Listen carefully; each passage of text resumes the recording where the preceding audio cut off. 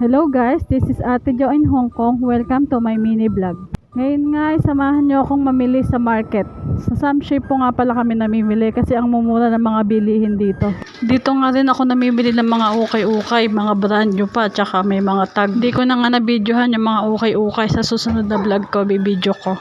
Bumili nga pala ako ng ket-ket dyan, $10 for 3 pound.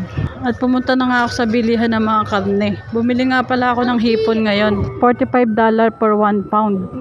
Siyempre, madadali lang bibiling ko para mamaya i-steam lang lahat yun. Bumili na nga rin pala ako ng isda kasi i-steam ko lang din. Kaming iba't ibang klaseng isda dito, hindi ko nga lang alam lutuin yung iba. Kasi nung pagdating ko dito, kung ano lang yung tinuro nila, yun lang lagi ang paulit-ulit kong niluluto. Saka kahit ano namang lutuin ko, kinakain nila, hindi naman sila maselan. Bumili na nga rin pala ako ng gulay kasi wala nang stock sa bahay. Tingnan nyo naman yung mga gulay, fresh na fresh, parang ako kulang lang sa dilig. Yung pagdating ko nga dito, hindi naman ako ganong nahirapan sa pagluluto, basta marunong ka mag-isa sa Pinas. Pwede ka na dito pag marunong ka mag-isa. At nung pauwi nga kami, dinaan ko nga 2 bata dyan sa playground para mamaya pagod.